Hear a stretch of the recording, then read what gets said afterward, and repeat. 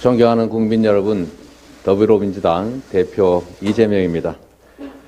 정치의 존재 이유는 민생이고 주권자가 맡긴 권한은 오직 국민의 눈물을 닦고 국민의 더 나은 삶을 책임지는 데 사용돼야 합니다.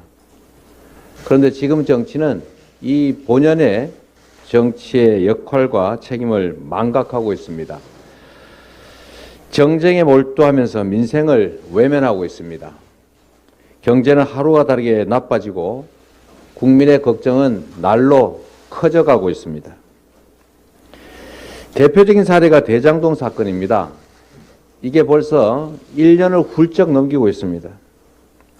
파도 나오는 게 없다 보니까 이제는 조작까지 감행하는 모양입니다. 사건의 실체적 진실은 왜곡되고 야당을 향한 정치 탄압과 보복 수사에 칼춤 소리만 요란합니다. 대통령과 특수관계인 검찰 엘리트 특권층은 줄줄이 면죄부를 받아서 법의 심판을 피했습니다. 심지어 명백한 물증이 있는 50억 클럽 곽상도 전 의원은 보석으로 풀려나기도 했습니다. 거듭 말씀드리지만 저 이재명은 단 한 푼의 이익도 취한 바가 없습니다. 온갖 방해에도 민간이 독차지할 뻔했던 택지 개발 이익의 약 3분의 2, 5,500억 원 이상을 공공으로 환수했습니다. 사전에 확정된 4,400억 원, 이것은 이 분당구 대장동과 관계가 없는 본시가지 수정구 신흥동에 공원을 조성한 것입니다. 공원 조성비 2,700억 원, 그리고 아파트 부지 1,822억 원, 합쳐서 약 4,400억 원을 확정을 했고, 그럼에도 불구하고 사업 도중에 제가 인허가 조건에 붙여서 1,100억 원을 추가 부담시켰습니다. 사실 사전 확정된 약정에 의하면 추가 부담할 이유가 없는데 제가 인허가권을 활용해서 추가 부담을 시켰기 때문에 이 김만배 등 이분들이 저를 온갖 욕을 했습니다.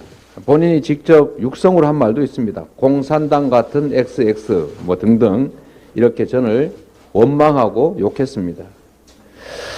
이랬던 사람들이 이 사업이 다 끝난 다음에 이제 다 성남시로부터 무슨 도움받을 일도 없는데 그 원망하던 저를 위해서 돈을 줬다, 대선 자금을 줬다, 이게 말이 되는 얘기겠습니까?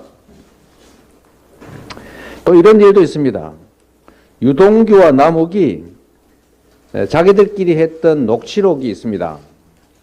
거기에 이런 내용이 나온다고 합니다. 여러분들이 다 보도하신 겁니다.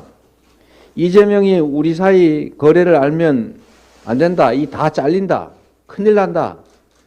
우리끼리의 이런 관계는 죽을 때까지 뭐 비밀이다. 이런 얘기를 했다는 것 아닙니까? 녹취록에. 그런 사람들이 갑자기 일 다 끝난 다음에 저의 대선 자금을 제 주변 사람한테 줬다. 이게 상식적으로 납득되는 얘기겠습니까? 또 남욱이 지금 이 돈을 줬다고 하는 것 같은데 보도를 보니까 남욱 씨가 2021년 10월에 이제 구속을 앞두고 사실상 강제 귀국하면서 JTBC와 인터뷰를 했지 않습니까? 여러분도 다 기억하실 겁니다. 자기가 12년 동안 트라이를 해봤는데, 즉 로비를 시도해봤는데 CR도 안 먹히더라. 이렇게 얘기했습니다. 자유로운 상태에서 언론과. 그런데 그 1년이 지난 지금 검찰에 구속된 상태에서 이렇게 말했다고 합니다. 2021년 4월에서 8월 사이에 뭐 8억인지 6억인지를 대선 자금으로 줬다라고 합니다. 과연 2021년 10월에 자유롭게 언론사와 한 인터뷰, 그리고 지금 구속된 상태에서 한 이야기, 이 중에 과연 어떤 게 더 진실에 가깝겠습니까? 언론인 여러분들도 아시겠지만 이걸 뇌물로 줬다면 본인이 아주 심하게 처벌받을 텐데 뇌물로 주고받았다면 이걸 정치 자금으로 줬다고 하면 전달한 사람 책임도 없을 것이고 형량도 거의 엄청 낮아지겠죠. 이해관계라고 하는 걸 한번 따져볼 필요가 있습니다. 정권이 바뀌고 검사들이 바뀌니까 이렇게 관련자들 말이 바뀌고 있습니다. 진실을 찾아서 그 진실에 따라서 죄를 주는 것이 아니라 죄를 주기 위해서, 만들기 위해서 진실을 조작하고 왜곡하고 있습니다.